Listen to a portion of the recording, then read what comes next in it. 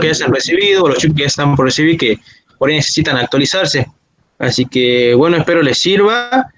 Hoy tenemos procedimiento de verificación y fiscalización con el contador y especialista en tributación David Yurquina. Espero les agrade y bueno, las dudas se las van a plantear al final en el chat, eso ya le va a decir el contador para que sea un poco más dinámico en lo que es la charla. Y mañana bueno, también va a estar la segunda parte, así que bueno, lo dejo en la mano del contador y espero lo disfruten y bueno, y a tomar mucho apunte, ¿verdad? Así que bueno, muchas gracias, que tengan buena noche y a prestar atención. Bien, buenas noches, muchísimas gracias. No sé si me pueden ver. Mi nombre, bueno, como ya le dijo, Darío David Yurquina. Ya tuve la oportunidad anteriormente de dar otro curso que fue lo que era la moratoria. En esta oportunidad vamos a ver lo que es el procedimiento de verificación y fiscalización, pero visto más que nada desde la lógica del organismo recaudador. ¿Por qué le comento esto? Desde la lógica del organismo recaudador. Voy a hacer un poquito, voy a hablar, mi función, desde el momento que me recibí, me dediqué a lo que era la actividad privada, a lo que es asesorar a los contribuyentes. Posteriormente he ingresado a lo que es la administración tributaria como funcionario en las direcciones de rentas, y ahí aprendí la otra parte que no me mostraba generalmente la bibliografía que habíamos estudiado, la parte que defendía sobre todo al contribuyente. Y ahí vi otra parte, otra forma de fiscalizar, una lógica que tiene totalmente distinta a los organismos recaudadores. Y por eso creo que ahora es importante transmitir estos conocimientos para ver cómo funciona desde dentro del organismo recaudador, cómo piensa la administración. Si ustedes buscan bibliografía, seguramente los que ya han cursado la materia o los que están cursando la materia que es procedimiento tributario, van a encontrar mucha bibliografía, pero sobre todo relacionado con el contribuyente, es decir, desde el punto de vista del contribuyente, no hay mucha bibliografía relacionada desde el punto de vista de la administración. Entonces, la idea de este curso es mostrar cuál es la lógica del organismo recaudador.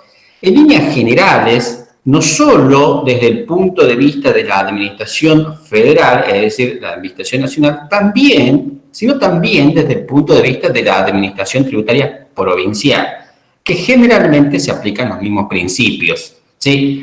La única diferencia que podemos encontrar entre ambas administraciones es que la administración nacional, está dotada de mayores recursos informáticos y técnicos. No tanto así las administraciones tributarias, pero después el trabajo, la lógica, la preparación generalmente suele ser la misma, ¿sí? Así que bueno, hoy este módulo es 2 módulos, he creído conveniente darle en 2 módulos porque el tema es bastante amplio, es muy lindo. Muchos de nosotros, cuando ejercemos la profesión, no hemos topado con fiscalizaciones.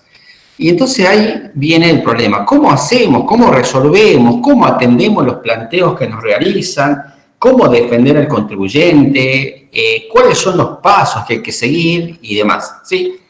Vamos a comenzar con unas definiciones importantes de dónde surgen estas facultades de verificación y fiscalización del organismo recaudador.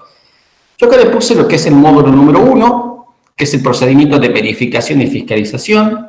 En este módulo, ¿qué es lo que vamos a ver?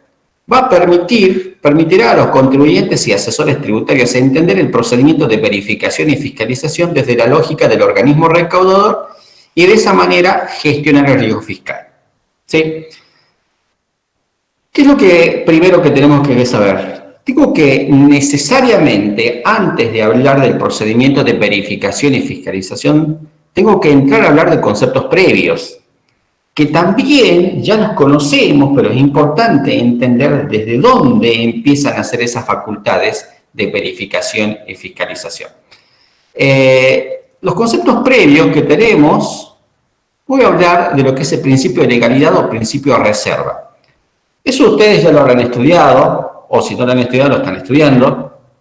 Este principio surge de la Constitución Nacional, que me dice que todo lo legislado en materia tributaria debe surgir de una ley ley formal, es decir, una ley emanada del Congreso. ¿Sí? Ese es el principio de reserva. Ahora, ¿qué implica este principio de reserva? La ley me va a decir que este principio establece que no puede haber tributo, entiéndase como tributo, impuestos, tasas y contribuciones, sin ley previa que lo establezca. ¿Qué implica esto? Implica la imposibilidad que se creen impuestos, exenciones por analogía, o que se deroguen obligaciones nacidas de ley por acuerdo entre particulares, ni entre estos ni el Estado. También abarca la prohibición de crear nuevos sujetos alcanzados por el impuesto, modificar exenciones, establecer ilícitos sin la existencia de la ley. Este es uno de los principios básicos que nosotros tenemos en materia tributaria. Es decir, todo impuesto debe necesariamente surgir de una ley emanada del Congreso. No puede haber impuesto vía decreto. ¿Sí? Esos son los principios básicos y ya va a ver por qué es importante entender esto. Luego tenemos lo que es la fuente de la obligación. ¿Cuáles son las fuentes de la obligación? Generalmente surge de la Constitución Nacional, si estamos hablando en el ámbito nacional, Constitución Provincial, en el ámbito provincial, tratados con jerarquía institucional, con jerarquía constitucional. Y desde el punto de vista tributario, la única fuente de la obligación es la ley. Solo por mandato de esta puede surgir la obligación tributaria, ya que la voluntad jurídica de los individuos es inapta para crear. La ley es el único medio por el cual el legislador crea el tributo. La ley describe su hipótesis de incidencia y a ella se agrega el mandato pague. Ahora, quiero hacer una distinción importante. Hasta acá son conceptos, pero ahora vamos a hacer un ejemplo. Dentro del derecho tributario, nosotros en el Código Civil y Comercial de la Nación tenemos lo que se llaman las obligaciones. En el ámbito privado, las obligaciones surgen generalmente entre particulares, donde un particular decide obligarse, decide entrar en una relación jurídico, ¿sí? Una relación jurídica con otra persona, sea humana o jurídica. Ejemplo de ello puedo hablar de un contrato de alquiler, donde celebramos un contrato y en este contrato nos regulamos cuáles son nuestros deberes, cuáles son nuestras obligaciones. Siempre que el objeto sea lícito, el contrato es válido, ¿sí? Y en algunos contratos yo tengo libertad de forma, es decir, yo puedo legislar dentro de ese contrato cuáles van a ser mis obligaciones y cuáles van a ser mis derechos o deberes. Quiere decir que esa obligación en el ámbito privado se entra de manera voluntaria y nosotros, los que entramos en esta relación, nos reglamos los derechos a los cuales nos vamos a someter. Ese es el campo de la obligación tributaria. Cuando hablamos en materia de tributo, estamos hablando también de obligación, pero ya se llama obligación de tipo tributaria. Ahora, ¿cómo ingresa el contribuyente, o una persona humana o jurídica, cómo ingresa a esa obligación? ¿Se pueden arreglar los derechos y obligaciones como lo hace en el ámbito privado? La respuesta a esta es no. La obligación, fíjense que ahí por eso le dije la fuente de la obligación surge de una ley. Recuerden ustedes que la ley, emanada del Congreso, es la que va a decir qué es lo que quiere gravar cuando se crea un impuesto. ¿Qué es lo que quiere gravar? ¿Quiénes van a ser los sujetos que van a quedar alcanzados? ¿Sobre qué se va a gravar? ¿Cuál va a ser la base imponible? ¿Cuál es la alícuota? Si tiene deducciones, si tiene exenciones, etcétera. Esa es la ley, esa es la fuente de la obligación. Como verán acá no hay un contrato, sino que la ley me va a establecer en qué casos quedo obligado. Ahora, esto se llama lo que es la hipótesis de incidencia. Que esta hipótesis de incidencia se encuentra en el plano abstracto, es decir, está en la ley, ¿sí? Todavía, si nadie ha verificado el hecho imponible, queda en el plano abstracto. Es decir, queda en potencia. Entonces, ¿qué es lo que define la hipótesis de incidencia? Me dice que la hipótesis de incidencia es una descripción legal. Como dije en un momento, surge la ley. Es hipotética, es decir, en el caso de que se llegara a cumplir lo que va a decir la ley. Es abstracta porque no se refiere a un sujeto específico hasta tanto se verifique el hecho imponible. Es abstracta de un hecho con incidencia económica y jurídica apta para dar el nacimiento de la obligación tributaria. Entonces, como le dije, la obligación surge de la ley va a decir lo que es la hipótesis de incidencia, y una vez que se verifica la hipótesis de incidencia, que antes estaba abstracta, estaba en potencia, lo verifico en la realidad, es decir, cumplo con todos sus elementos de la hipótesis de incidencia, se genera lo que nosotros ya conocemos como el hecho imponible. Ahora, ¿cuáles son los elementos de la hipótesis de incidencia? Generalmente son 4, más allá de que la doctrina algunas veces ha agregado otros más, pero todos concuerdan en 4 elementos. Uno de los elementos es el elemento subjetivo, que se refiere a qué sujetos van a quedar alcanzados con el tributo. Entre ellos puede ser persona humana, persona jurídica, sucesiones indivisas y cualquier otro sujeto reconocido o no en el derecho privado. Fíjense que lo que es la persona humana y la persona jurídica, esas personas están reconocidas en el campo del derecho privado, es decir, están reconocidas en el Código Civil y Comercial de la Nación. Mientras que la sucesión indivisa no se encuentra legislada en el Código Civil, sino que la sucesión indivisa no es una persona desde el punto de vista del derecho privado.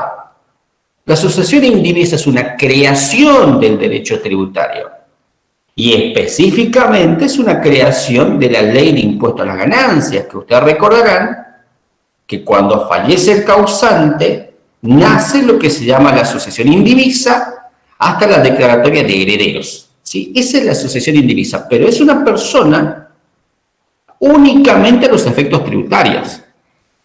También ahí agrego que y cualquier otro sujeto reconocido o no en el campo del derecho privado. ¿Sí? Acá hay que diferenciar bien desde el punto de vista tributario el elemento subjetivo, es decir, el sujeto. Mientras que en el derecho civil nos interesa la capacidad civil, en el campo del derecho tributario, la capacidad no solo abarca la capacidad civil, sino que al derecho tributario le interesa más la capacidad económica. ¿Sí? Fíjense que también, recordando a lo que es impuesto a las ganancias, una persona por nacer o un menor de edad puede ser contribuyente. Si lo analizamos desde el punto de vista del derecho civil, a estos 2 ejemplos que lo acabo de mencionar, la persona por nacer, que se encuentra en el vientre materno, y la menor de edad, son personas reconocidas por el derecho civil, pero todavía no pueden ejercer por sí sus derechos. ¿Sí? Sin embargo, fíjense, desde el punto de vista del derecho tributario, nos interesa la capacidad económica, de tal manera que una persona por nacer o un menor de edad puede ser sujeto a un tributo. ¿Sí? Entonces, cuando hablamos de elemento subjetivo, es mucho más amplio la capacidad de estos sujetos, porque nos interesa la capacidad económica.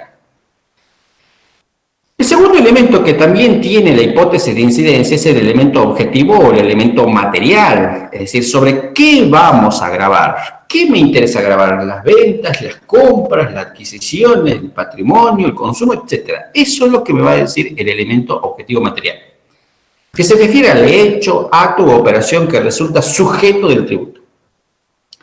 Si nosotros nos concentramos en el impuesto a las ganancias, ¿cuál es el elemento objetivo? La obtención de ganancias, ¿sí? En general. Luego tenemos el tercer elemento, que es el elemento territorial, es decir, en dónde se va a aplicar el impuesto. Y el elemento temporal se refiere a cuál es el momento en que se consideran producidos los efectos fiscales. Entonces, la hipótesis de incidencia me va a describir, el impuesto va a describir, y esto se llama la hipótesis de incidencia por sus elementos. Cuando se verifican los 4 elementos, ya no en el plano abstracto, sino en el plano real, ¿sí? Ya deja de ser potencia para pasar a ser real, ahí es lo que nosotros llamamos el hecho imponible, ¿sí? Ya se ha verificado la hipótesis de incidencia en el campo fáctico o en el mundo fenoménico, y ahí es donde se llama lo que es el hecho imponible. Ahora, desde el momento que se genera el hecho imponible, ahí es donde yo entro a la relación tributaria. Ahí es donde me tengo que sujetar a la ley. Dice el hecho imponible, concepto los voy a leer. El hecho imponible es el hecho concreto, localizado en el tiempo, en el espacio, acontecido efectivamente en el mundo fenoménico por un determinado sujeto, y desde el momento dice, da nacimiento a la obligación tributaria. Ahí es donde yo ya entré a la obligación tributaria. Ya quedo obligado. Y fíjense que cuando había explicado anteriormente lo que era el contrato de alquiler, cuando eran 2 personas que querían celebrar un contrato de alquiler, entran a esa relación a través de un contrato, ¿sí? Esa relación es una relación jurídica, donde uno es el obligado y el otro es, bueno, un sujeto activo y el otro sujeto pasivo. Acá pasa lo mismo. Desde el momento que se ha generado el hecho imponible, es decir, ya la hipótesis de incidencia pasó del plano abstracto al plano real, se ha generado el hecho imponible, cumplí con los presupuestos establecidos en la hipótesis de incidencia, nace una obligación, que generalmente es la obligación de pagar un tributo, pero a su vez nace algo importante que es una relación jurídico-tributaria. Entonces ahí pongo el concepto de obligación tributaria. Es el vínculo jurídico en virtud del cual un sujeto, que es un sujeto deudor, debe dar a otro sujeto que actúa ejerciendo el poder de imperio, que generalmente es el Estado, que es un sujeto acreedor. ¿Qué es lo que necesita el sujeto acreedor? Dice el poder tributario, sumas de dinero determinadas por la ley. Es decir, desde el momento que se ha generado el hecho imponible, ya me he convertido en contribuyente y desde ese mismo momento tengo que satisfacer el pago de los impuestos. Ahora, hay algo importante en este punto. La Constitución Nacional, justo no lo tengo el artículo, pero la Constitución Nacional me va a decir que todos los habitantes de la nación están obligados a contribuir al sostenimiento del Estado. Todos. ¿Sí? Después habrá que ver en qué medida, algunos más, otros menos, pero todos debemos estar obligados al sostenimiento del Estado. Ahora, ¿por qué es importante esto? Ustedes recuerdan también que el Estado, una de las funciones, tiene muchas, pero voy a enumerar algunas, tiene la función o la obligación de proveer salud, educación, seguridad. Y para proveer eso necesita de recursos. Y son los recursos que los contribuyentes, que en este caso son los ciudadanos, deben aportar para el sostenimiento de esos. Por otra parte, también recuerdan ustedes que la teoría tributaria que me dice, como el Estado es el que se encarga de organizar, brindar seguridad, etcétera, etcétera, para que nuestros negocios prosperen, entonces como contraprestación hay que pagar un tributo, ¿sí? Se encarga de custodiar la propiedad privada, etcétera, etcétera, ¿sí? Entonces ahí es donde se nace, desde el momento que se verifica el hecho imponible, nace lo que nosotros llamamos la relación jurídica tributaria o jurídico-tributaria. Tenemos en un polo el sujeto activo o sujeto acreedor, que es representado por el Estado, el sujeto pasivo o el sujeto deudor, que en este caso está representado por el contribuyente. ¿Sí? Ahora, ¿qué sucede una vez que se ha generado el hecho imponible? Si una vez que el hecho imponible, una vez generado el hecho imponible, y nacida la obligación tributaria de pagar el tributo, ¿quién tiene que determinar el quantum de la obligación? Fíjense que acá voy a compartir la pantalla para mostrarle lo que habla la ley respecto a lo que es el hecho imponible o en qué caso se considera sujeto. Si ustedes ya conocen la ley, la hojearon, en el artículo número 5 ahí habla de quiénes son los sujetos. Es decir, si voy acá a la hipótesis de incidencia, cuando tengo el elemento subjetivo, la ley de procedimiento tributario me va a decir quiénes son los sujetos. En el capítulo número 2, artículo número 5, ahí habla de los sujetos. Los sujetos obligados al pago del tributo cuando se ha verificado el hecho imponible en la realidad pueden ser dos. Un sujeto, que es el obligado por deuda propia, o propiamente dicho, el contribuyente, y otro, que está en el artículo número 6, son los responsables, pero por deuda que no le corresponde, sino por deuda ajena. Entonces el artículo número 5, fíjense, ahí enumera quiénes son responsables, qué dice las personas humanas, y fíjense que dice las personas humanas capaces o incapaces. Acá, como le dije en su momento, no interesa tanto al derecho tributario que tenga capacidad civil, sino le interesa que tenga capacidad económica, es decir, que pueda hacer frente al pago del impuesto. Luego tenemos las personas jurídicas, tenemos las sociedades, asociaciones, las sucesiones indivisas, y ¿qué más tenemos? Y también dice acá, en el inciso B, y cualquier otro sujeto que siempre tenga unidades económicas a la que se le pueda atribuir un hecho imponible. Entonces, vuelvo a repetir, la ley de procedimiento tributario cuando habla de los sujetos es mucho más amplia que el Código Civil. Luego tenemos los responsables del cumplimiento por deuda ajena. Esos son sujetos en donde en su cabeza no se ha generado el hecho imponible, pero que la ley le obliga al pago del tributo porque administran, perciben, disponen del dinero de sus representados. ¿Sí? Esto es lo que me va a decir la ley. Fíjense que la misma ley, en el artículo número 5, me va a decir en qué momento se es contribuyente. Yo le voy a leer el artículo 5, únicamente los primeros dos párrafos, para que veamos que en qué momento se considera que se es contribuyente.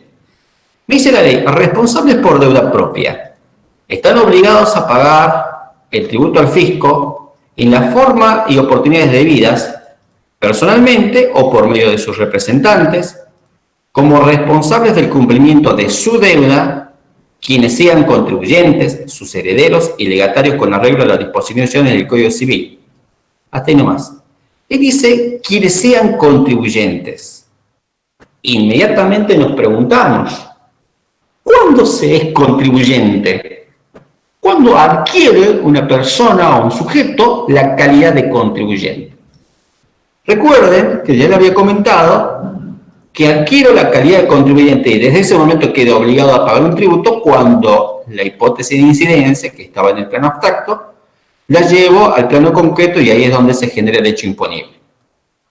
La ley es clara y agrega, dice, reviste el carácter de contribuyente en tanto se verifique a su respecto el hecho imponible que las leyes les atribuyen, que las leyes atribuyen las respectivas leyes tributarias en la medida y condiciones necesarias que éstas prevean para que surja la obligación tributaria. Entonces ahí la ley me está diciendo, desde el momento que se genera el hecho imponible, usted ya es contribuyente. Y como es contribuyente, ya ha entrado a lo que es la relación jurídico-tributaria y ahora se va a tener que someter a la legislación que regula el tributo de qué se trata. ¿Sí? Hasta ahí, conceptos importantes que necesito que se entienda para entrar a hablar después de lo que es el procedimiento de verificación y fiscalización. Pero acá hay una pregunta siempre que da vuelta. Muchas veces se considera que se es contribuyente cuando se inscribe. La pregunta sería así, pregunta de examen, si fuese un examen. Decimos, ¿cuándo se es contribuyente? ¿Desde el momento que se inscribe en el organismo recaudador o desde el momento que genera el hecho imponible? ¿Desde qué momento es contribuyente? Y la respuesta es clara. Se es contribuyente desde el momento que se genera el hecho imponible. La inscripción en un organismo recaudador no me da la calidad de contribuyente. ¿Está? Ahora viene otra siguiente pregunta. ¿Se puede ser contribuyente y no estar inscripto? O al revés, ¿se puede estar inscrito y no ser contribuyente? Recuerden ustedes que el concepto de contribuyente me dice desde el momento que ha generado el hecho imponible, ya usted es contribuyente. Ya está obligado al pago del tributo. Que se inscriba después, eso no cambia su condición de contribuyente. En el caso que usted no se inscribió, usted es un contribuyente no inscripto, ¿sí? Que tendrá que inscribirse. Y en el siguiente caso, que dijimos, se puede estar inscripto pero no ser contribuyente. Y recuerden ustedes también que habrán visto lo que era el impuesto al valor agregado, sobre todo en las empresas constructoras.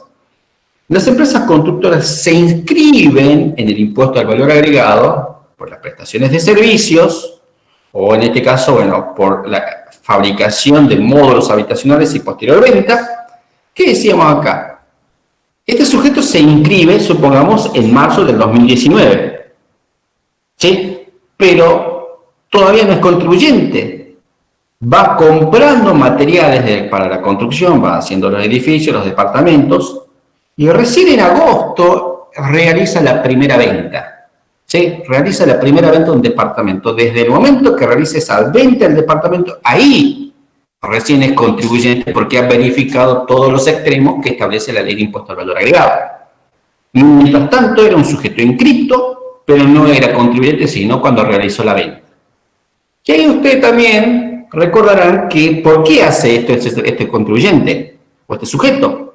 Al solo efecto, desde el momento que está inscripto, para ir computándose los créditos fiscales, de tal manera que cuando realice la venta en agosto, le va a generar un débito fiscal y a eso le va a restar los créditos fiscales que vino tomándose por la compra de los materiales. ¿Se entiende? Entonces, es un punto importante. ¿Cuándo se es contribuyente? Si la inscripción me da o no la calidad de contribuyente. Ahora, cosa distinta es el hecho de que este sujeto se haya inscrito, no quiere decir que no deba cumplir con sus obligaciones formales. Obligaciones materiales, que son distintas a las formales, la obligación material es pagar el impuesto. Como acá no se generó el hecho imponible todavía, no tiene obligación material de pagar nada, no tiene la obligación de pagar ningún impuesto. Pero sí ya tiene obligaciones formales de presentar declaraciones juradas, contestar requerimientos. ¿Sí? Por ejemplo, presentar declaraciones juradas todos los meses desde el momento que se inscribió. Entonces, esos son los sujetos.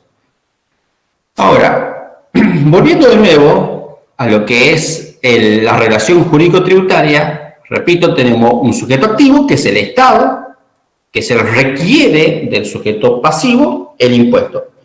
Y por el otro extremo tenemos el sujeto pasivo, sujeto deudor, que a su vez este sujeto deudor, como le dije en su momento, puede ser por deuda propia o por deuda ajena. Voy a poner sujeto o obligado por deuda propia. Y después tengo el obligado por deuda ajena. Fíjense que es importante diferenciar cuando estamos en presencia de estos sujetos. El sujeto por deuda propia, lo voy a ampliar para que ustedes lo puedan ver. El sujeto por deuda propia, ¿cuál es? Es el sujeto que en su cabeza se ha generado el hecho imponible, por lo tanto es este sujeto el que tiene que pagar el tributo. De tal manera que sujeto del pago del tributo y sujeto del tributo coinciden en una sola persona, es decir, coinciden en una misma cabeza. En cambio, cuando hablamos de sujetos por deuda ajena, ahí es totalmente distinto. Este sujeto, en su cabeza, no se ha generado el hecho imponible, pero la ley le obliga a pagar un tributo siempre que este sujeto administra, perciba y dispone del dinero del otro sujeto, es decir, del obligado tributario. Generalmente, el sujeto por deuda ajena son los administradores de personas jurídicas o también el cónyuge en el caso de un matrimonio. Eso está también en la ley, en el artículo número 6, ahí me van a decir quiénes son responsables por deuda ajena. El cónyuge, los padres, los síndicos, los directores, etc. ¿Sí? Entonces eso, una pequeña aclaración. ¿Cuáles son los sujetos obligados? Depende. Tenemos sujetos obligados por deuda propia y sujetos obligados por deuda ajena. A su vez, si hablamos de sujeto por deuda ajena, tenemos los responsables solidarios y los responsables sustitutos. Bueno, que es otro tema, pero únicamente vale la pena aclarar. ¿Qué sigue después? Ahora, una vez que se ha generado el hecho imponible, fíjense, se ha generado el hecho imponible, nace la obligación de pagar un tributo al fisco. ¿Sí? Pero la pregunta es, ahora, ¿cómo se tiene que determinar ese impuesto? ¿Quién lo tiene que declarar? ¿Cómo se lo tiene que declarar? ¿Cuándo se lo tiene que declarar? ¿Sí? Ya sé que tengo que pagar un tributo porque generé el hecho imponible. Ahora la pregunta es, ¿quién es el que va a declarar este hecho imponible? Entonces ahí le pongo, una vez generado el hecho imponible y nacida la obligación tributaria de pagar el tributo, ¿quién tiene el deber de determinar el quantum de la obligación? Es decir, ¿quién va a decir cuánto es lo que se debe? Yo sé que voy a tener que liquidar conforme a lo que dice la ley. Se tiene que pagar conforme a lo que dice la ley, en la cuantía que dice la ley. Pero la pregunta es, ¿quién es el que va a liquidar o a determinar este tributo? ¿Sí? Una vez que se ha generado el hecho imponible. Ahora, nuestro sistema jurídico tributario, acá dice local, pero nuestro sistema jurídico tributario establece 3 formas de determinar el tributo. Si vamos a la ley de procedimiento tributario, eso está legislado en el artículo número 11, donde me dice la determinación del impuesto. Este artículo número 11 me va a decir que tenemos, sobre todo en el 11, 2 formas de determinar el tributo. Acá les voy a agregar. Si tenemos en cuenta, como le dije, la pregunta es, ¿quién es el que tiene que determinar el quantum de la obligación? Ahora, si tenemos en cuenta, según el sujeto que tiene que determinar el quantum de obligación, podemos clasificar en 3. Si es el mismo sujeto pasivo, es decir, el contribuyente por deuda propia o contribuyente por deuda ajena, a este sujeto pasivo, él es el que tiene que determinar, decimos que este sistema se llama el de la autodeterminación tributaria. Si es el sujeto pasivo el que tiene que determinar el tributo, se llama el sistema de la autoliquidación o autodeterminación tributaria, que en general es el sistema que prevalece. En el impuesto al valor agregado, recuerden que es el contribuyente el que tiene que liquidar y presentar la declaración jurada. Luego tenemos, si los sujetos que intervienen en la determinación son ambos, tanto el sujeto pasivo como el sujeto activo, esto se llama lo que es la liquidación o liquidación administrativa o mixta. Me voy a concentrar en esto para después pasar ya a lo que es la determinación de oficio y ahí vamos entrando al procedimiento de verificación y fiscalización. Vamos entonces. ¿Por qué el legislador, fíjense que en el artículo número 11 ahí habla de los sistemas, me dice, la determinación y percepción de los gravámenes que se recaude de acuerdo con la presente ley se efectuará sobre la base de declaraciones juradas que deberán, es imperativo, que deberán presentar los responsables del pago del tributo en las formas y plazos que establezca la FIP. ¿Qué es lo que hizo el legislador acá? Como verán, el legislador puso en cabeza del sujeto pasivo, del contribuyente, por deuda propia, por deuda ajena, puso en cabeza de estos sujetos la facultad para que estos se autodeterminen, se autoliquiden. Ahora, ¿qué implica esto? Esto implica riesgo. ¿Por qué el legislador habrá querido que el propio contribuyente se autoliquide el tributo? ¿Por qué? El contribuyente puede mentir, puede declarar más, puede declarar menos o no puede declarar. Pero ¿por qué dejó el legislador en cabeza del sujeto pasivo que se autoliquidó determine el tributo? Y en general, si nosotros nos preguntamos quién está en mejores condiciones de conocer cuándo se generó el hecho imponible, en qué medida se generó el hecho imponible, en qué lugar se generó el hecho imponible, ¿quién está en mejores condiciones? ¿El organismo recaudador o el mismo sujeto que ha verificado el hecho imponible? Y la respuesta es el que está en mejores condiciones de saber exactamente cuándo se ha generado el hecho imponible es el propio contribuyente, es el sujeto pasivo. Por eso, el legislador pone en cabeza del mismo sujeto pasivo la facultad de autoliquidarse el tributo. Pero ahí viene lo que le dije, esto genera un riesgo. Alguien me puede decir, está bien, sí es cierto que él conoce en qué momento se genera el hecho imponible, pero el contribuyente puede mentir en la declaración, puede falsear la declaración.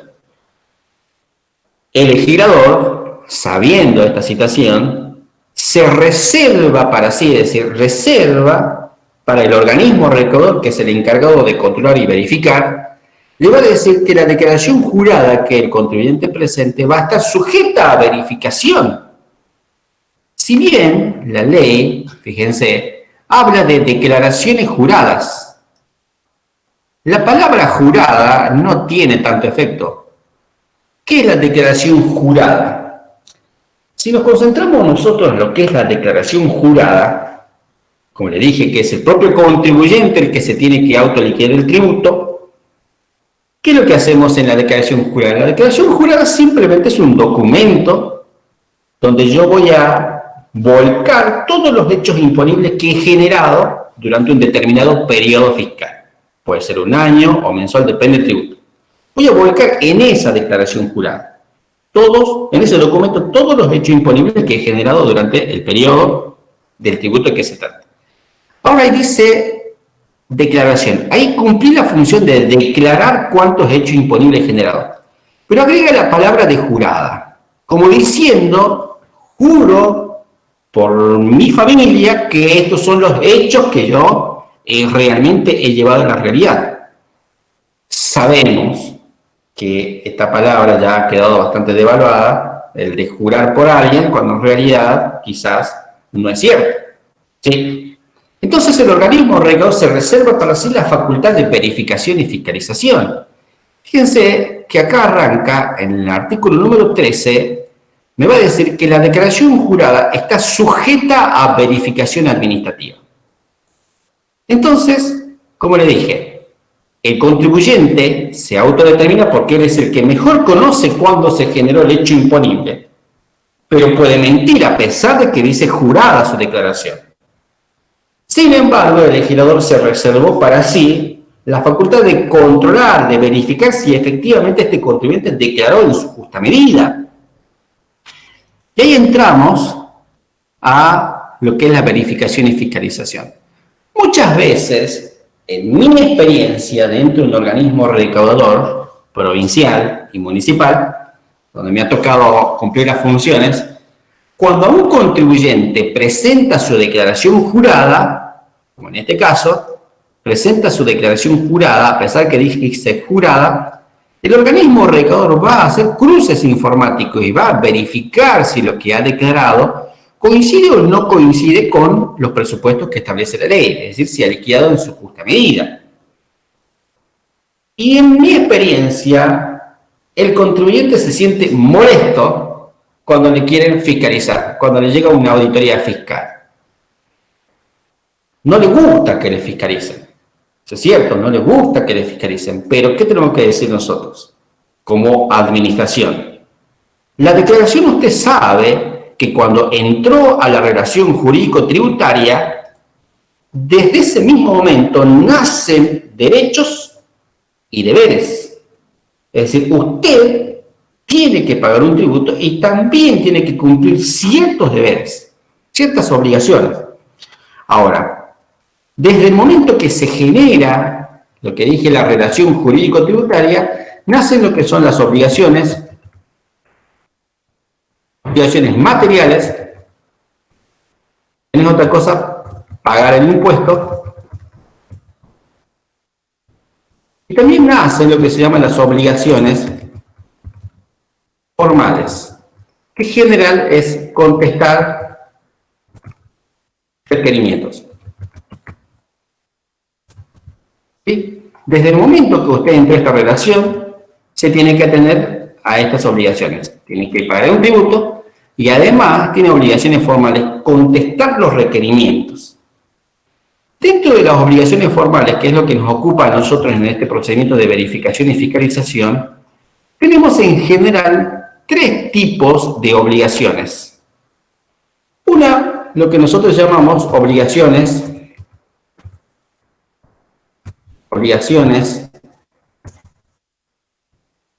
de hacer y obligaciones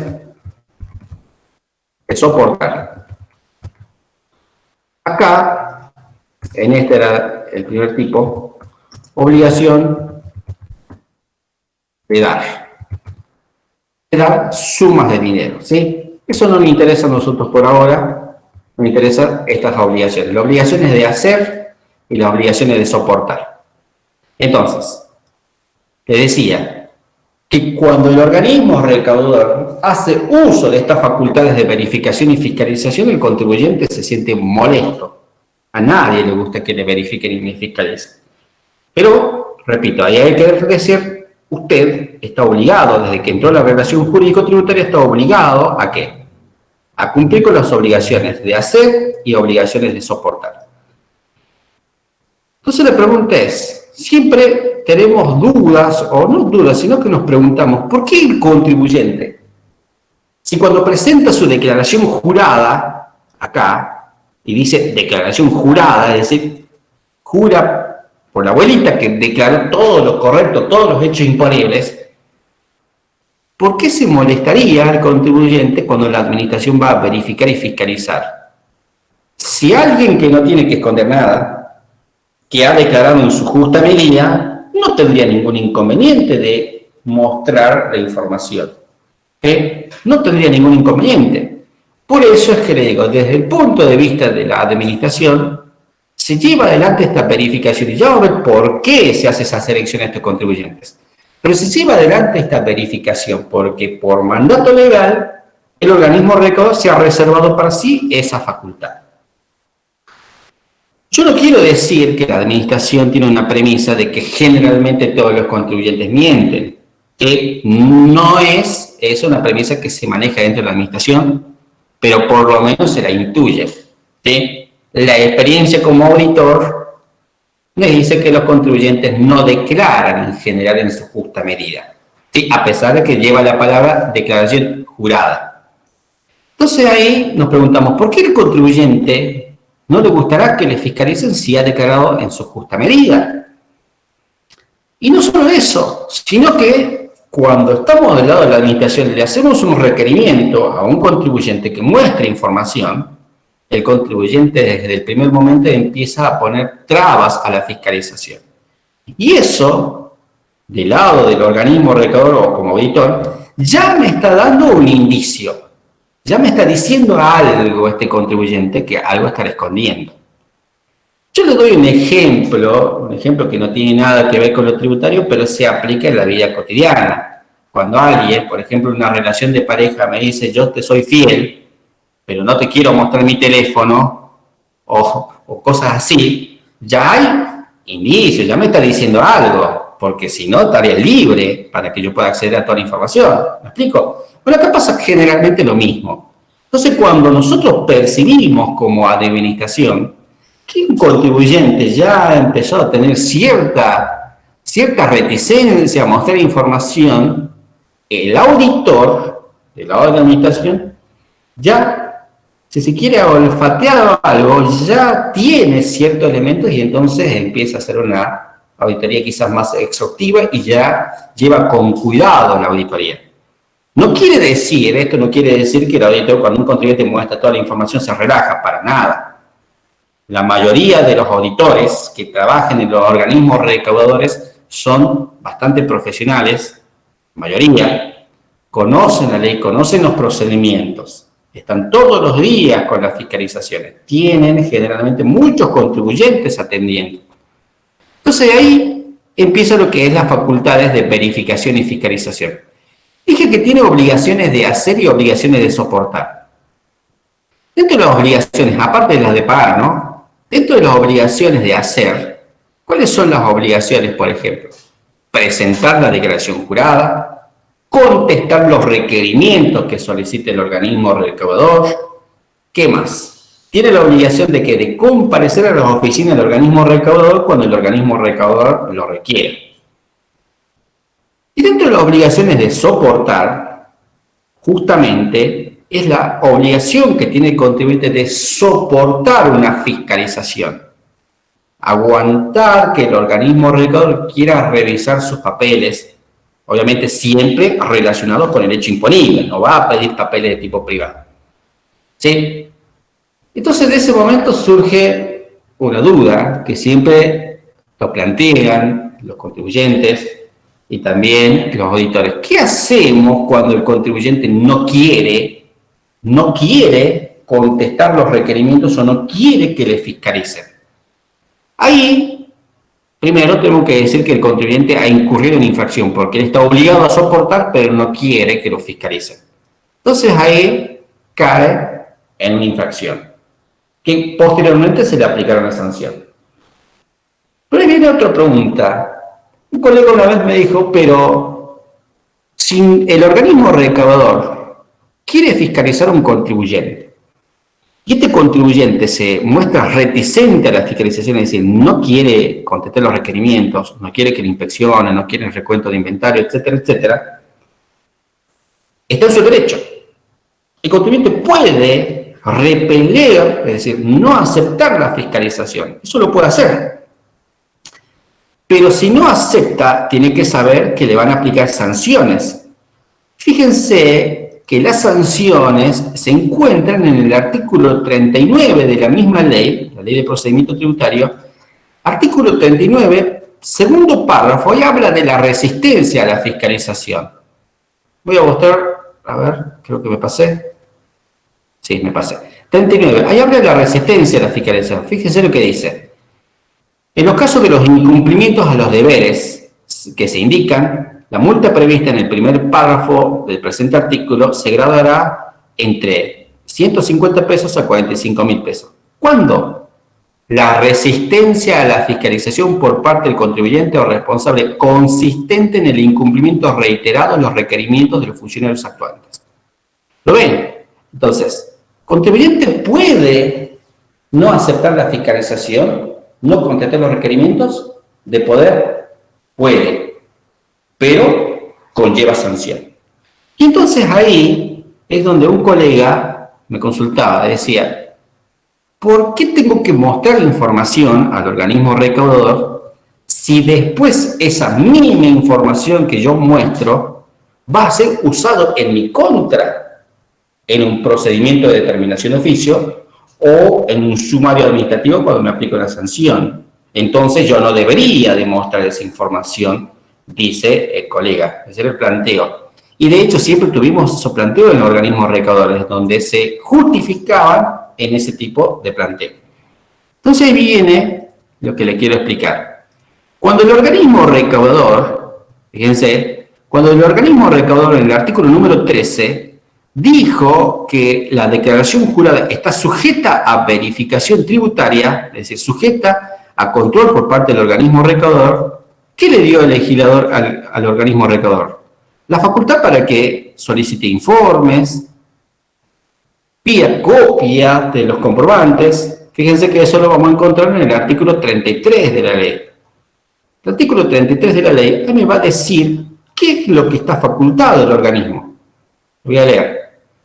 Con el fin de asegurar la verificación oportuna de la situación impositiva de los contribuyentes y demás responsables de la AFIP, podrá exigir que estos y a los terceros, cuando fuere realmente necesario, lleven libros o registros especiales de sus negociaciones, operaciones, etc.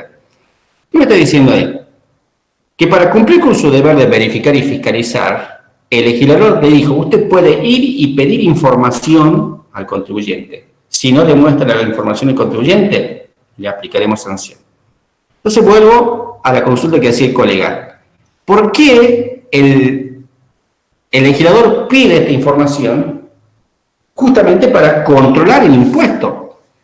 Si el contribuyente dice esta información que estoy agregando o que estoy aportando después va a ser utilizado en mi contra, yo no estoy obligado a declarar contra sí mismo, es decir, declarar en mi contra, porque eso es un principio que se encuentra en el Código Penal. Nadie está obligado a declarar contra sí mismo. Es cierto, pero eso habla de delitos penales. Acá no estamos hablando de delitos. ¿Sí? Eso es aplicar en el campo penal. Acá estamos hablando en el campo infraccional. Ahora, si yo acepto esa tesitura, es decir, acepto que el contribuyente no muestre la información porque después va a ser utilizado en su contra, inmediatamente digo, ¿por qué entonces el legislador me da la facultad si después yo no puedo controlar porque el contribuyente me plantea este argumento? ¿Me explico? Si justamente todas las facultades de verificación y fiscalización que tiene el organismo recaudador son para controlar que el contribuyente declare en su justa medida. ¿Me explico? Entonces, eso es lo importante. De ahí surgen las facultades de verificación y fiscalización. De tal manera que puedo decir que ese planteo que pueden realizar los contribuyentes no sería procedente o no tendría cabida en el ámbito administrativo. En cambio, cuando ya estamos en el ámbito penal, si hubiera una denuncia penal, ahí sí yo podría alegar que toda la información que ya estando en sede penal me están exigiendo, y después con la misma información lo van a utilizar en mi contra, ahí sí estoy declarando en contra del propio contribuyente en un proceso penal. Repito, acá no estamos en un proceso penal, estamos en el campo administrativo. Entonces esas son las facultades. Ahora, ¿qué sucede cuando le dije se genera el hecho imponible? Tenemos el de la autodeterminación, que, como les repetía, es uno de los sistemas tributarios por excelencia. Ustedes vieron impuesto al valor agregado, impuesto a las ganancias, ganancia mínima presunta, bienes personales, etc. Esos son los de autodeterminación, donde el propio contribuyente es el que tiene que determinar el tributo. Luego tenemos el otro sistema de la determinación mixta o administrativa, que esto en general se ve reflejado más en los tributos provinciales. Impuesto de sellos, impuesto automotor, impuesto inmobiliario. ¿Por qué? Si voy al impuesto de sellos, yo voy al organismo recaudador con mi contrato y es el organismo recaudador el que me liquida el tributo. Es decir, hay una participación de ambos sujetos. ¿Sí? Luego tenemos el tercer sistema, que es el sistema de la determinación del oficio. Este sistema que tenemos acá, si tenemos en cuenta quién es el sujeto que lleva adelante, el que lleva adelante este sistema es el sujeto activo, es decir, el fisco. Ahora, ¿por qué existe este sistema de la determinación del oficio? Dije hace un momento que el legislador puso en cabeza del contribuyente de que éste se autodetermine, éste liquide. El contribuyente me diga cuántos hechos imponibles ha generado, presente la declaración jurada y pague el tributo. Pero muchas veces sucede, como le dije, no es aceptado por el organismo recaudador, pero se intuye de que el contribuyente no declara en su justa medida. Generalmente declaran menos, esa es mi experiencia. Entonces, a través de las facultades de verificación y fiscalización detectamos esto.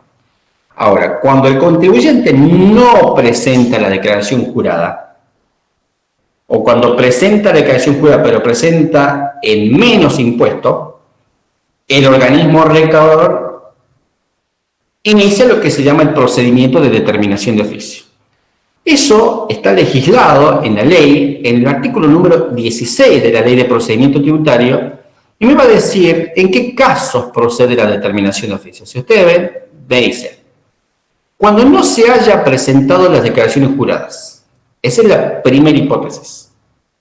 Estando el sujeto obligado a autoliquidarse porque ha generado el hecho imponible y no presenta la declaración jurada, pero el organismo recaudador sabe, por sus facultades de verificación y fiscalización, que por lo menos este contribuyente tuvo operaciones, lo que no sabe el organismo recaudador, cuál es la medida del hecho imponible, es decir, cuánto es lo que nos debe, es decir, se encuentra el organismo recaudador ante una incertidumbre. ¿Qué es lo que hace? Como no me estás presentando la declaración jurada y sé que generaste hechos imponibles, lo intima al contribuyente a que presente la declaración jurada. Después de intimado no presentar la declaración jurada, tengo una segunda intimación diciéndole, presentame la declaración jurada. Sé que ha generado hecho imponible, pero quiero saber cuánto es el impuesto que me debes. ¿Sí? Es decir, el Estado está requiriendo el pago del impuesto, porque ya hay una obligación. Lo que yo no sé cuánto es lo que me debes, por eso necesito que me presentes la declaración jurada. Ahora, si el contribuyente sigue reticente ante esta obligación, como le dije, obligación de hacer, dentro de las obligaciones de hacer, obligación de presentar la declaración jurada, acá, que es el primer deber formal que debe cumplir, no le queda otra al organismo recaudador que iniciar el procedimiento de determinación de oficio, es decir, romper con ese estado de incertidumbre para ir y decirle al contribuyente, palabra más, palabra menos, pero doy un ejemplo. Le dice, mira, tenías la obligación de presentar la declaración jurada. No lo hiciste.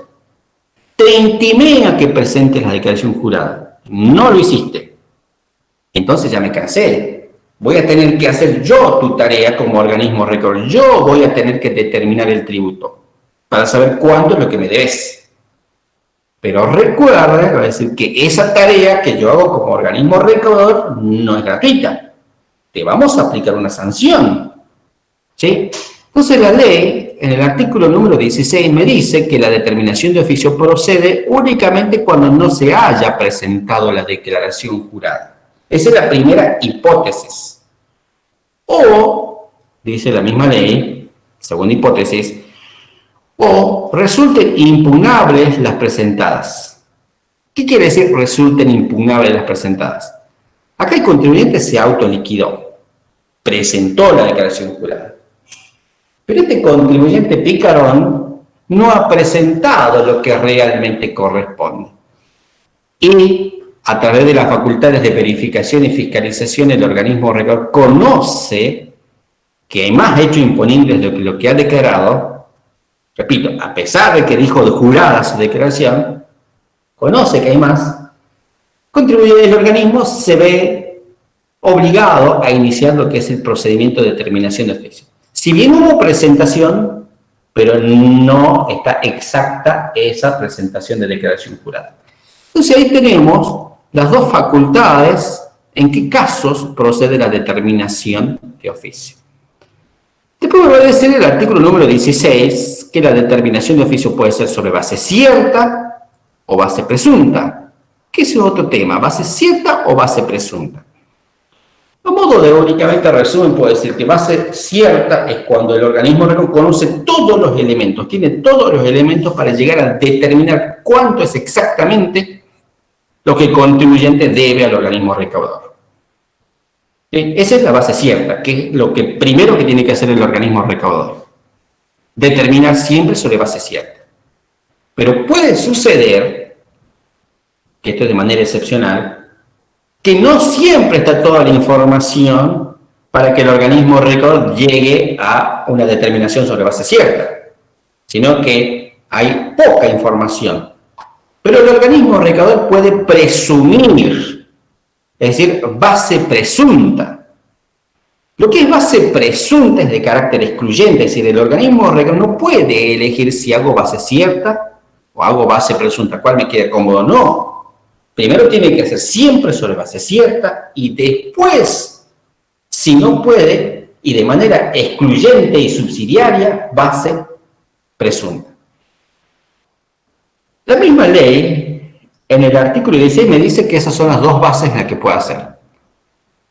En el artículo 18, ahí me va a dar en qué casos procede la base presunta. Ya les muestro el 18, acá. Ahí me va a hablar de las presunciones y de los indicios. Presunción, repito, no es una verdad legal. Son dos conceptos totalmente distintos, presunción e indicio. Yo le voy a dar un ejemplo sencillo para que ustedes entiendan, con un ejemplo que no tiene nada que ver con el derecho tributario, pero fíjense, ¿cuándo hablo de indicio y cuándo hablo de presunción? Este es un ejemplo que se me ocurrió, fíjense, no sé si están viendo, esto que está acá, esto gris, imagínense ustedes que es un tubo, por un diámetro, un tubo de 110, un tubo grande como para que entre un animalito. De este lado, supongamos que tengo, bueno, no lo puedo dibujar, pero supongamos que este es un gato. Un gato de este lado, y del otro punto, del otro extremo, tengo un ratón.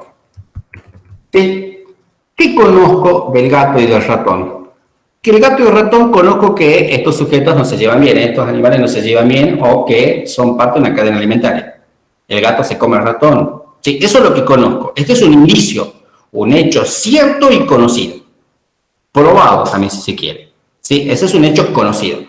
¿Qué sucede entonces ahora si al ratón le meto dentro del tubo y al gato le meto dentro del tubo en ambos extremos? ¿Sí?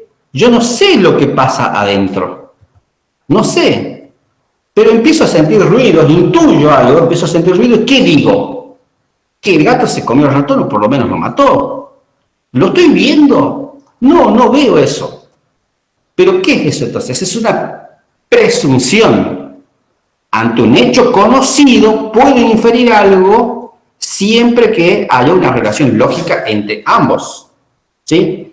Entonces, la ley de procedimiento tributario, no sé si se entendió el ejemplo, va a decir lo mismo. Si usted logra comprobar que el contribuyente tuvo incrementos patrimoniales, tuvo acreditaciones bancarias, pero que no puede comprobar de dónde salió el dinero, entonces se presume, salvo prueba el contrario, que este contribuyente está realizando ventas omitidas.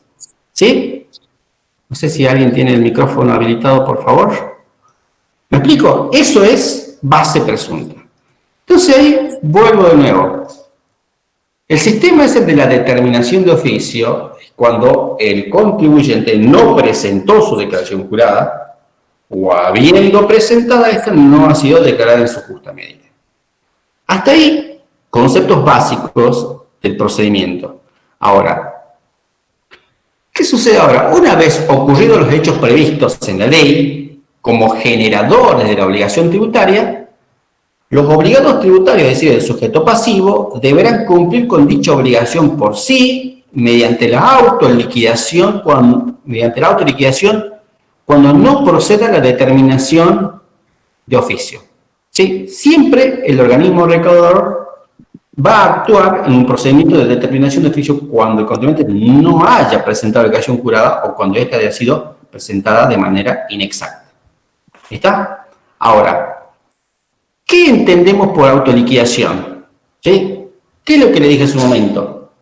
Que la declaración jurada no es otra cosa que un documento donde yo voy a volcar todos los hechos imponibles que he generado de acuerdo al periodo que estoy analizando, de acuerdo al tributo que estoy analizando.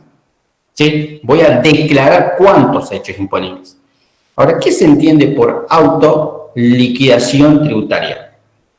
Y le pongo el concepto, dice, es el acto jurídico que consiste en declaraciones del sujeto pasivo de la relación jurídico-tributaria, cuyo contenido es la comunicación de la producción de un hecho imponible que consiste en realizar operaciones de calificación y cuantificación de su base imponible necesarias para determinar e ingresar el importe de la deuda tributaria o crédito tributario a favor del fisco o a favor del sujeto activo.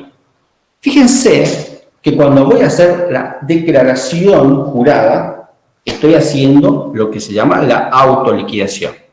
Entonces, como asesores tributarios, yo voy a analizar si se ha generado el hecho imponible, en qué medida se ha generado el hecho imponible, qué alícuota le corresponde. Es decir, que el legislador puso en cabeza del contribuyente para que éste interprete la ley y liquide el tributo. ¿Qué más decimos? Entonces, el legislador pone en cabeza del sujeto pasivo la obligación de declarar los hechos imponibles, puesto que éste se encuentra en mejor posesión de conocer el momento de su generación y magnitud del mismo. Ahora, como le dije hace un momento, sin embargo, esto genera que no todos los contribuyentes cumplan con su obligación en su justa medida, de tal manera que podemos sintetizar posibles hipótesis de conducta de los contribuyentes. Fíjense, una vez generado el hecho imponible, la conducta del sujeto pasivo puede ser, es lo que le decía hace un momento. Por favor, si alguien tiene el micrófono habilitado, siento un ruido. No sé si algún alumno verifique, por favor. Entonces, ¿qué sucede cuando se genera el hecho imponible? En general, tenemos dos hipótesis. La hipótesis número 1 y la hipótesis número 2. Esa es la que manejamos como organismo recaudador. ¿Cuál es la primera? Que el contribuyente declara base imponible, o la otra que el contribuyente no declara nada de base imponible, directamente no presenta declaración jurada. A su vez, cuando el contribuyente declara base imponible, puede declarar toda la base imponible. Ha generado 10 hechos imponibles en un periodo fiscal y los 10 hechos imponibles los plasma en su declaración jurada. Este es un contribuyente que puedo decir que ha declarado en su justa medida. Ha declarado todo. Es un contribuyente que toda la administración le gustaría tener. ¿Sí? Que declara todo. Luego tenemos otro contribuyente que declara menos base imponible de la que corresponde. Es decir, ha generado 10 hechos imponibles, pero únicamente me está declarando 8 hechos imponibles. Entonces, surge la duda, ¿por qué no me declaró los otros 2 hechos imponibles si han quedado alcanzados con el impuesto? Y ahí cuando hacemos unas verificaciones y fiscalización nos encontramos que puede suceder por 2 cuestiones. Una es porque desconoce que esto eran hechos imponibles. Es decir, yo generé 10 hechos imponibles, pero yo no sabía que los últimos 2 también eran hechos imponibles, yo no los declaré. Es decir, no declaré, pero por desconocimiento. Ahora, el hecho de que el sujeto pasivo del contribuyente desconozca que el hecho imponible no le exime de que le apliquen sanción. Ya recuerdan que el Código Civil dice que una vez publicadas las normas se presumen conocidas y la ignorancia no puede ser alegada, ¿sí? Para justificarse. Sucede que algunas veces no se declaran los hechos imponibles, pero por desconocimiento o mala interpretación, ¿sí? Eso no quita que le apliquemos sanción, que después se verá si es sanción por omisión o defraudación. En este caso yo puedo decir que es por omisión, donde hay culpa. Luego tenemos cuando el contribuyente no declara toda la base imponible, pero ¿qué pasa? Porque no desconoce, pero quiere declarar de menos. Acá es todo lo contrario. Que el contribuyente no es que desconoce que eran hechos imponibles. Conoce que estos 2 últimos eran hechos imponibles, pero no quiere declararlos. Sabiendo que son hechos imponibles, no quiere declarar. Y acá entramos ya a una conducta totalmente distinta a la anterior. Acá ya hay intención, acá hay discernimiento, acá hay libertad. Sabe que este está declarando de menos. También, en el caso de que sea detectado, le van a aplicar sanción por omisión de impuestos, pero la conducta quizás, la sanción sea más grande, más grave, porque acá su conducta es dolosa. Luego tenemos, siguiente caso, que el contribuyente también presenta declaración jurada, pero declara más base imponible de la que corresponde. Este sujeto ha generado 10 hechos imponibles, Pero cuando declara, cuando resume en su declaración jurada, no solo que declara los 10 hechos imponibles, sino que agrega 2 más. Ahora, ¿por qué este sujeto habrá declarado 2 hechos imponibles más? Igual que el anterior, porque desconoce. Porque desconoce. ¿Sí? Yo no sabía que esto no era hecho imponible, yo por las dudas lo cargué. Que suele suceder. ¿Sí? Ahora, si declaró de más y después usted advierte que ha declarado de más y quiere que le devuelvan el impuesto, necesariamente deberá iniciar lo que se llama la acción de repetición o acción de regreso, ¿sí? Que está establecida en el artículo 81 de la ley. Ahora, puede suceder también que el contribuyente declara de más, pero no porque no sabía que esto era hecho imponible, sino que sí conoce que no eran hechos imponibles, pero igual quiere declarar de más. Y ahí viene siempre una duda. ¿Qué contribuyente declararía de más? ¿Qué contribuyente va a declarar de más? Nadie, yo creo que nadie declara más hecho imponible o más base imponible que corresponde. Pero acá es que estamos alerta como organismo recaudador porque se puede tratar de alguna figura de lavado de dinero. Cuando empiezan a emitir facturas para justificar que está teniendo ingreso, ¿sí? Declaran más hechos imponibles. En realidad nunca hubo hechos imponibles, pero igual está presentando declaración jurada con impuesto a pagar. Y de esa manera podría estar incorporando dinero mal habido al circuito legal.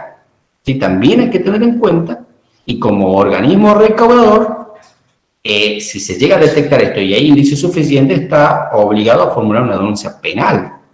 Entonces hay que tener cuidado cuando se está declarando en estas dos sobre todo. Cuando conozco que son hechos imponibles, pero no declaro en su justa medida, acá hay evasión de impuestos. Y acá cuando estoy declarando más hechos imponibles que corresponde, acá podría ser lavado de dinero. ¿Sí? O sea, por eso lo que trata de hacer la ley es que se declare siempre en su justa medida. Luego tenemos la otra opción. Cuando el contribuyente no declara base imponible. Acá directamente no presenta declaración jurada. ¿Por qué no presenta? Por desconocimiento. Cuando dice, yo no sabía que era contribuyente, ¿sí? No sabía que esta actividad estaba grabada, por lo tanto no presenté declaración jurada, no declaré base. O también porque no quiere, que esa es la otra más grave. Sé que tengo que pagar, pero no quiero pagar. ¿Sí? Esa es la situación más grave.